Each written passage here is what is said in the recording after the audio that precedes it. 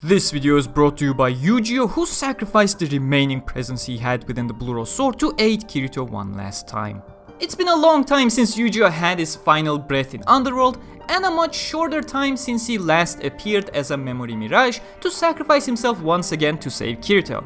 With all that, things naturally can get confusing as to what exactly happened to Eugeo that allowed him to appear even after his death, what happened when he gave away his soul to defeat the Angel of Death, and what to expect of him in the future. Welcome everyone, it's me Gamerturk, your best source of Art Online information, and this is a mini Alicization Explained special focusing on Eugeo's circumstances and how he is indeed dead.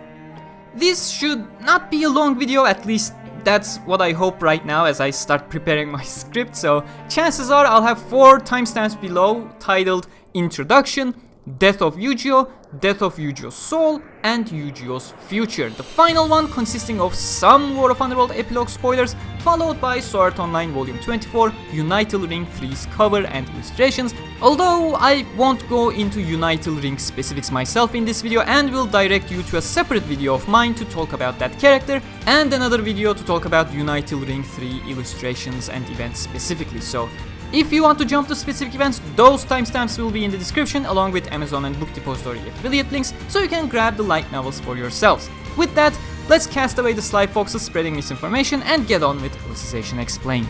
First off, let's quickly cover the relatively obvious portion and how it ties into later scenes, Eugeo's physical actual death itself. Obviously, Eugeo has died back in the Human Realm arc against Queen Ella. However, what he did prior set certain fundamental things of Project Alicization in motion to make sure his soul was preserved in a specific way.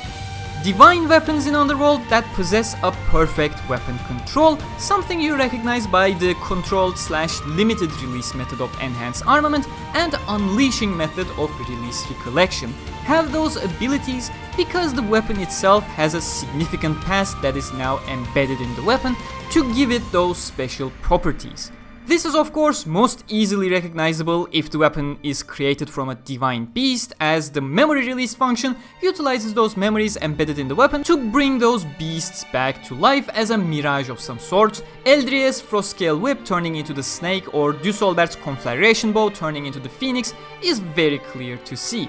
The same also works if the weapon is not sourced by a divine beast at all, just not as visually stunning. Night Sky Sword's ability to absorb energy comes from the fact that the Giga Cedar did the same for centuries, but I won't go deeper into all those details, as the core concept relevant to us specifically here is the concept of memory of the sword, something that was teased as early as first year of the Swordcraft Academy episodes, which the anime has skipped, which I mentioned back in my respective Alicization Explained episode.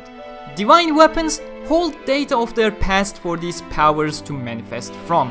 In a sense, they are a mini database on their own, and when Eugeo fused with the Blue Rose Sword, his existence, much like any other entity, became a part of the memory of the Blue Rose Sword, with part of his soul being embedded into it. And considering even when not human or even when not a divine beast, the objects can take initiative on their own, similar to what we have clearly seen with Giga Cedar, most notably during Kirito vs Volo Levantine battle, when Giga Cedar decided to absorb the spatial resources without Kirito doing anything to withstand the mountain splitting wave. And that brings us to the second point, Eugeo's remaining soul fragments and their death. You have seen multiple times in War of Underworld where Eugeo's soul within the Blue Rose Sword supported many people during hard times and eventually manually requested a direct connection to Kirito's Floodlight to wake him up.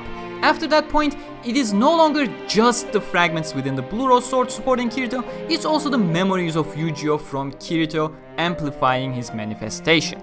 Effectively, throughout Volume 18, what stands by and helps Kirito is the memory data of Eugeo stored inside the Blue Rose Sword, as well as Kirito's own incarnation based on his memories of Eugeo.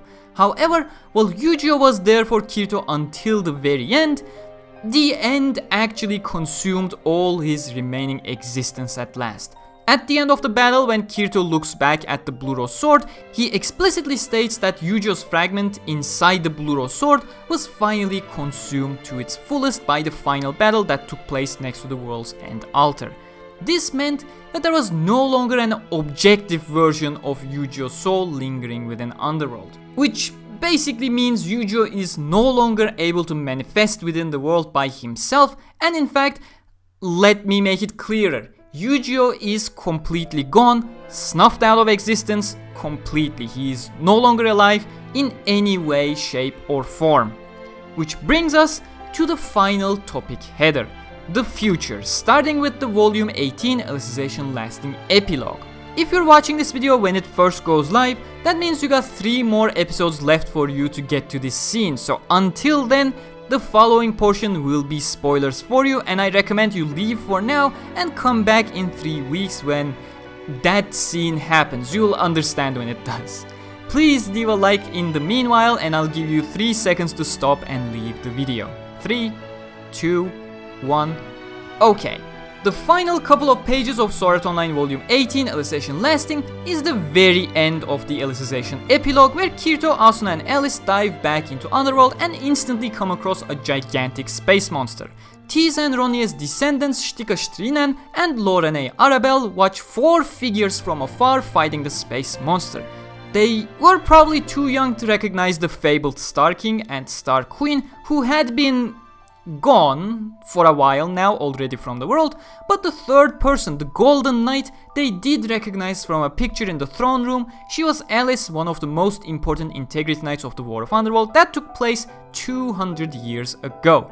And the fourth person they saw, the flaxen-haired boy, turned straight towards Shtika, Tease's descendant, and directly waved at her, smiling softly.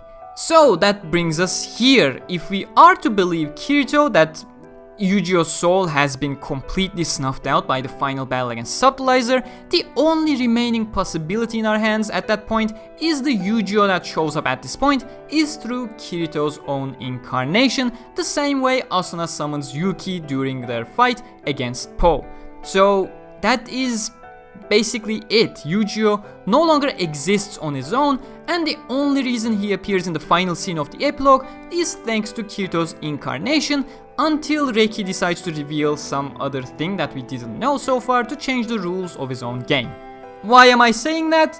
Because there's even more in the future of the series, with Eoline Herlands making an appearance, who awfully looks like Eugeo, but I won't talk about him in this video, the main reason being, at the time of this video being made, we know too little about the gentleman. And if you're curious, I got 2 separate videos on him based on what we have, one focusing on why he absolutely cannot be Eugeo unless new rules are introduced to the narrative, and another one focusing on all the illustrations and basic narrative on Art Online Volume 24 Unital Ring 3, where we have a scene with Kirito and Eoline too, so if you want more information on the guy, do check those 2 videos out. But that's all I got on Eugeo for you at this point in time, where Unital Ring 3 has been released a way back and no info on V25 Unital Ring 4 for the time being. So make sure to hit that like button if you feel this video was helpful. If it wasn't helpful, blame Reiki, because this is literally all we got. It's definitely not my fault. Subscribe and hit the bell icon for more in-depth SAO content, and consider becoming a channel member or a patron to support the channel directly. Follow me on Facebook and Twitter for the fastest news possible. Lens Squad merch is around. We got Medina, Kirito and Eugeo merch too, and a 50k subscriber special arriving soon once we hit 50k subs, of course, so do check it out. A huge thanks to all my patrons and channel members as always, and until next time, stay cool.